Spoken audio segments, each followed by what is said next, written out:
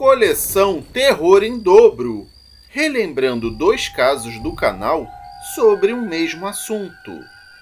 Nosso vídeo de hoje relembrará 2 casos em que as atividades paranormais ocorreram em sítios extremamente apavorantes. Conheceremos a partir deste momento a história de 2 jovens rapazes que viveram momentos de puro terror dentro de propriedades situadas fora dos grandes centros urbanos. Esses lugares eram para ser calmos e pacíficos, por estarem em meio à natureza, mas escondiam terríveis e assustadores eventos sobrenaturais. Foram casos apavorantes, postados aqui no canal, que mostram que o horror pode ser encontrado em qualquer ambiente. Então, vamos aos casos.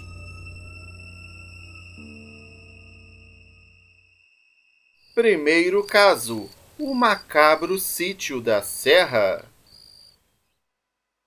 Olá, eu me chamo Alexandre e a história que eu vou narrar aconteceu comigo em um dos primeiros anos da década de 90, em uma cidade bem afastada dos grandes centros urbanos e faz parte da região serrana do estado do Rio de Janeiro. Eu estava de férias e queria muito aproveitar esse período para sair da cidade onde morava e passar uns dias em um lugar bem pacato e sossegado, com um clima confortável e aconchegante. Assim, resolvi que iria visitar alguns parentes próximos que residiam em um sítio bastante antigo e remoto, e ficava numa famosa cidade da região citada anteriormente. Era o último final de semana das minhas férias, e por isso eu queria aproveitar esse tempo que restava ao máximo. Minha tia, que era a dona dessa propriedade, havia adquirido-a recentemente e tinha dito para mim que o sítio lhe fora vendido de porteira fechada. Isso quer dizer que ela o comprou com tudo o que tinha dentro: móveis, eletrodomésticos, utensílios e até mesmo roupas, coisas e objetos pessoais do antigo proprietário. No momento, eu achei bastante suspeito pelo fato dele ter sido vendido por uma quantia muito pequena em relação às dimensões e características da propriedade.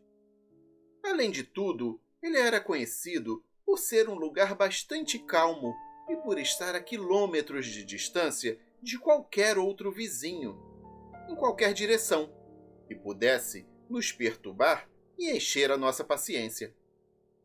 Depois de algumas conversas com a minha tia e a sua família, eu fiquei sabendo que o local pertenceu a um ex-diretor de uma grande empresa de rádio e televisão brasileira. Ele era um sujeito muito ligado ao ocultismo e à bruxaria, e que vivia no sítio quase que sozinho, apenas recebendo ocasionalmente a visita de um amigo muito próximo. Então, esse cara tinha morrido no ano anterior, e a pessoa que herdou o sítio era um parente muito distante do falecido. Ele recebeu a posse da propriedade por testamento, e como não tinha interesse nenhum em nada daquilo, tratou de vendê-la o mais rápido possível, desaparecendo logo depois. Dizem que ele nunca mais foi visto pela região. Apesar da história estranha, o lugar era muito agradável e bonito. Tinha um jardim grande e bastante interessante, pois possuía centenas de tipos de plantas e árvores. Nesse jardim também haviam, espalhadas por todo o local, estatuetas, das quais, se me lembro bem, eram da Branca de Neve e os 7 Anões, dentre outros personagens menos conhecidos. Também havia um belo riacho, que passava bem próximo à residência principal.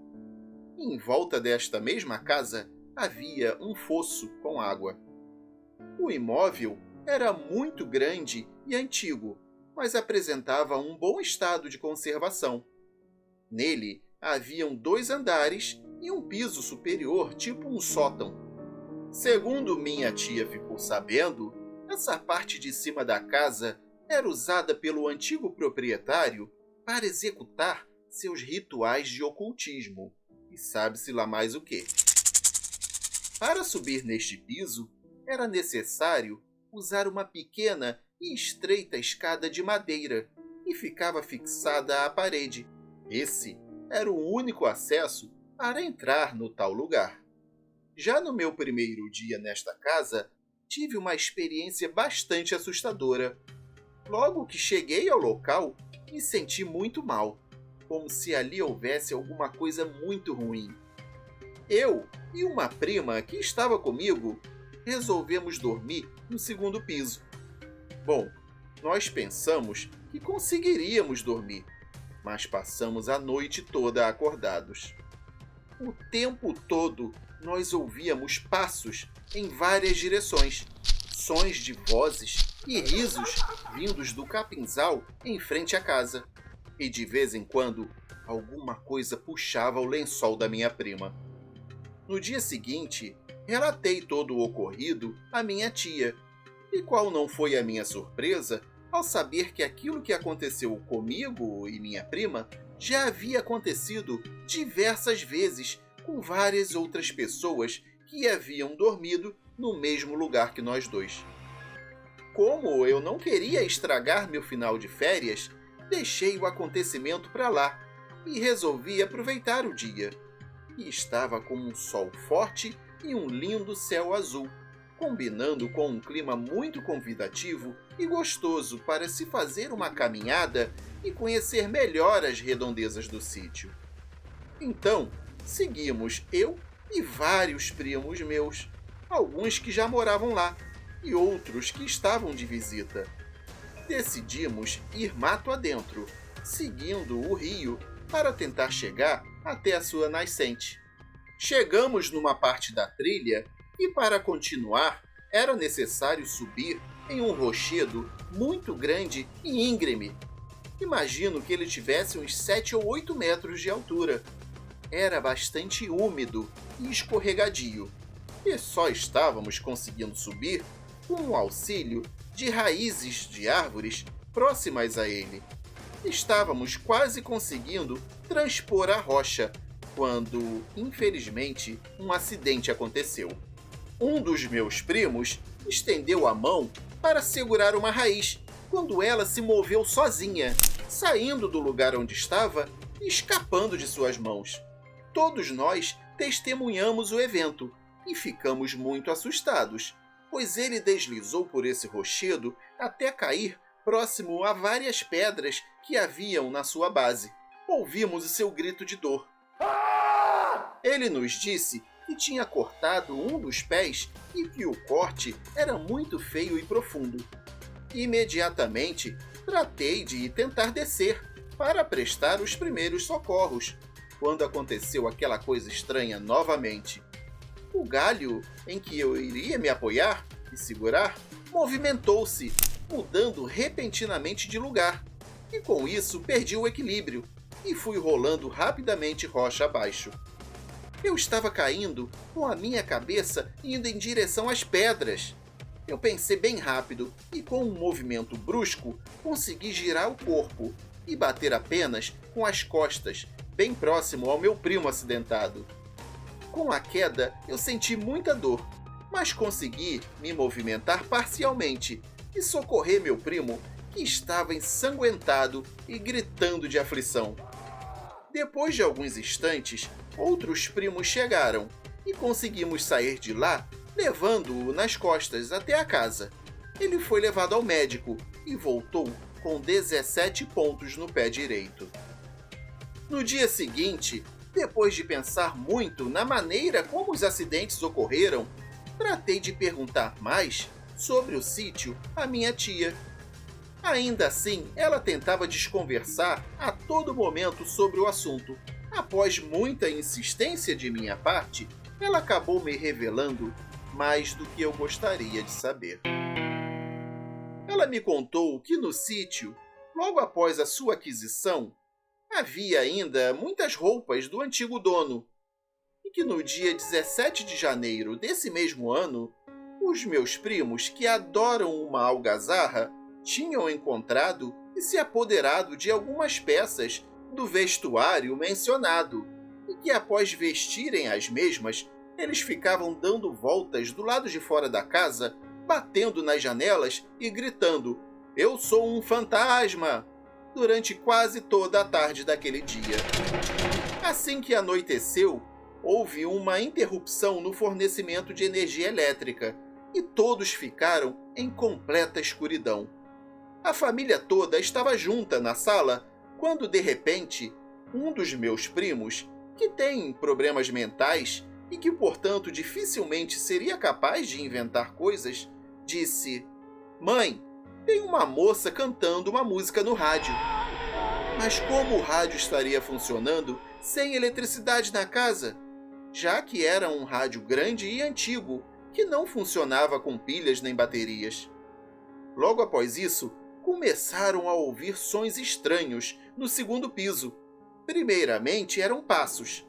Logo depois, músicas que pareciam de rituais antigos de magia negra, que usavam flautas e chocalhos, além de barulhos como de danças e pulos.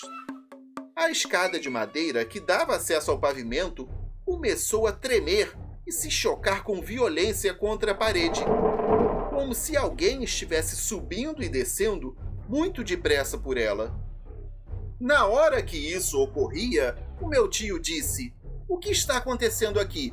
Ah, se eu pegar os miseráveis que estão fazendo isso..." Só que quando ele chegou próximo à janela, a mesma se fechou batendo com muita força. Só assim ele percebeu que não era coisa desse mundo, pois ao se afastar, a janela ficava abrindo e fechando, ora do lado esquerdo, ora do lado direito. Foi quando eles ouviram a primeira batida de tambor. Depois disso, a música e as danças aumentaram o ritmo de tal jeito que o som estava ensurdecedor. Na segunda batida de tambor, houve um ruído como se tudo, o som, a dança e os passos, fossem sugados para algum lugar. Naquele momento, tudo ficou silencioso. Então, o mesmo rádio começou a funcionar novamente, ainda sem eletricidade, e ouviu-se uma voz grave e gutural que disse: "Hoje, 17 de janeiro, meia-noite." E logo após isso, tudo parou outra vez. 5 minutos após o ocorrido, a energia elétrica retornou, e todos se entreolharam, pálidos de medo.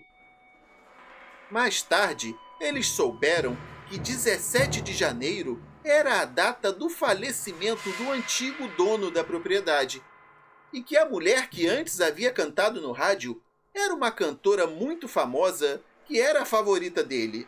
Todos da família me confirmaram essa história e ainda me contaram que desde aquele dia, quando um dos meus primos dorme na cama que pertenceu ao falecido proprietário, aparece debaixo dela uma névoa negra que fica empurrando-o para fora até que ele caia dela.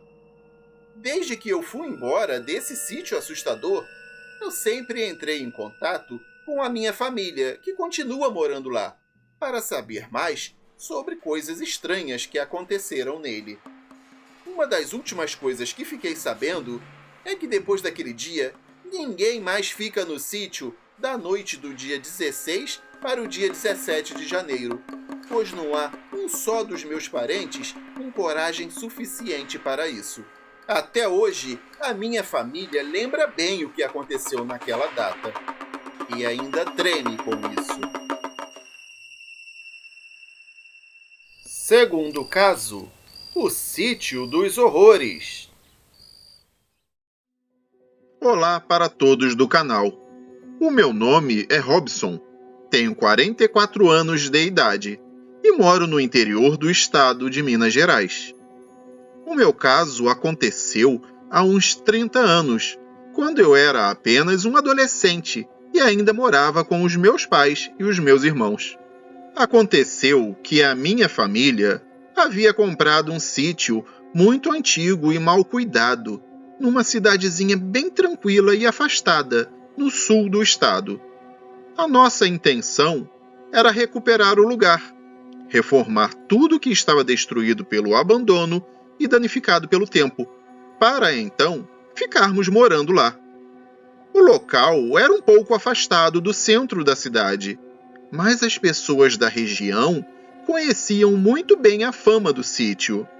Lá, entre elas, corria uma história de que a antiga dona da propriedade havia sido assassinada pelo seu amante, recebendo várias punhaladas dentro de um dos quartos do casarão, sendo por esse motivo que o sítio, segundo comentavam, era assombrado.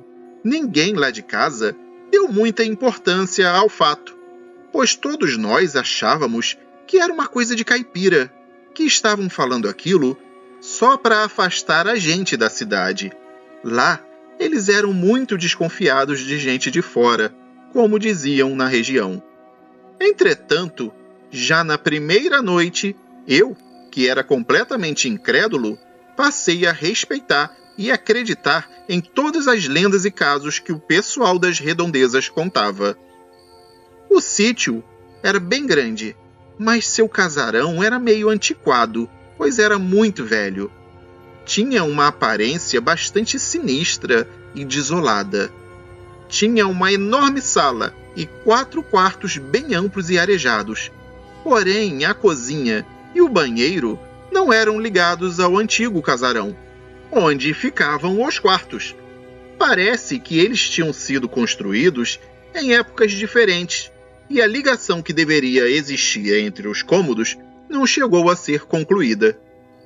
Em uma das primeiras noites morando ali, tive vontade de ir ao banheiro, e para isso eu teria que dar a volta pela casa, pelo lado de fora, para conseguir chegar lá. Quando saí e comecei a rodear o casarão, pude perceber que tinha alguém parado próximo a um arbusto me observando. Levei um susto enorme e nem consegui ir ao banheiro. Voltei correndo o mais rápido que eu pude e me enfiei debaixo dos lençóis. Depois, passei a ouvir vários ruídos pelo corredor do imóvel, como se alguém estivesse arranhando as paredes. E para completar, em algumas vezes eu ouvia gemidos de dor, como se alguém estivesse passando muito mal.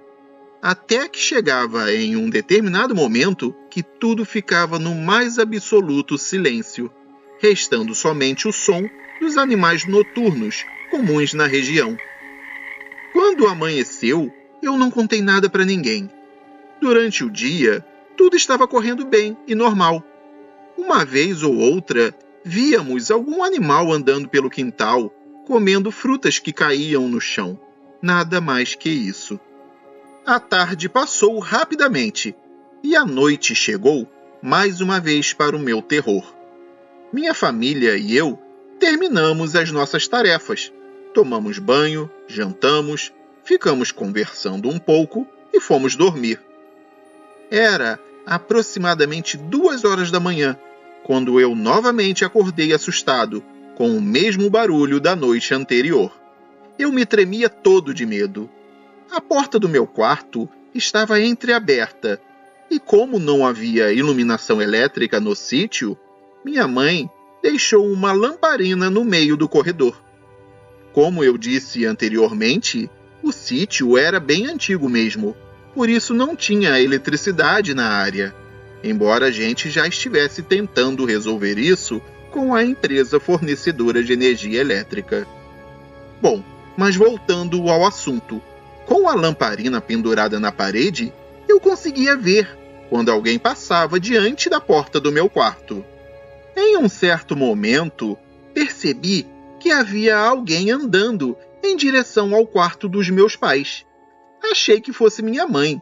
Pulei da cama e corri para o corredor, pois eu estava com medo. E como tinha um sofá velho no quarto dos meus pais, eu iria pedir à minha mãe para deixar eu dormir lá. Vi que minha mãe caminhava para o seu quarto, de costas para mim. Então me apressei e a alcancei, ainda no corredor, tocando no seu ombro. Foi nesse momento que eu tomei um susto enorme, pois só então eu vi que não era minha mãe quem estava ali. Era uma outra mulher, completamente podre, em um estado de decomposição bem avançado. Seu rosto tinha lugares sem pele, onde se podia ver os ossos e os nervos. No lugar dos seus olhos, percebi apenas buracos, de onde escorria sangue coagulado e fétido. Gritei e saí correndo em direção ao meu quarto. Me joguei em cima da cama e me cobri inteiramente com o lençol. Segundos depois, eu descobri a minha cabeça e olhei na direção do corredor. Aquela figura monstruosa estava ali, parada na porta do meu quarto, olhando para mim. Não me lembro de ter visto meu irmão, porém eu ouvi o seu grito, vindo lá do seu quarto, chamando meu pai. Quando olhei novamente na direção da porta, não havia mais ninguém ali. Logo depois, o meu pai e a minha mãe entraram no meu quarto, e eu contei tudo o que havia acontecido. Mas eles não se importaram muito, não acreditaram na história, e me disseram que eu tinha tido apenas um pesadelo.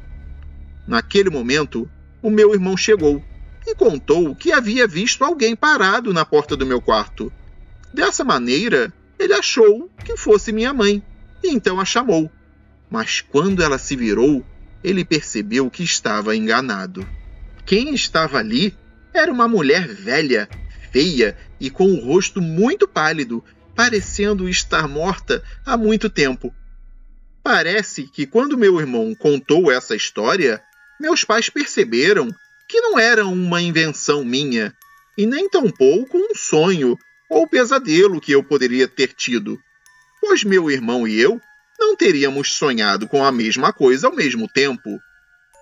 Ainda assim, nós ficamos morando naquela casa por cerca de 3 anos, até que, de tanto eu pedir, meus pais resolveram vender o sítio. Nesse meio tempo, a gente conseguiu reformar tudo e colocar energia elétrica na casa. E com isso as coisas até melhoraram, mas só um pouco, pois vira e mexe, eu ainda via vultos e coisas estranhas pelo local. Acho que aquela assombração era de fato a antiga dona que tinha sido assassinada na casa. Bom, já faz muito tempo que saímos de lá, mas aqueles fatos aterrorizantes ficaram gravados em minha mente para sempre. Eu nunca me esquecerei daquela experiência horrível que eu passei naquela fase da minha vida.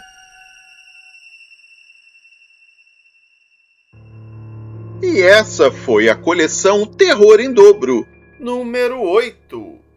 Sítios apavorantes. Escreva aqui embaixo qual o caso que você gostou mais, o número 1 ou o número 2. Estamos curiosos. Não deixe de comentar e, se possível, compartilhar este vídeo.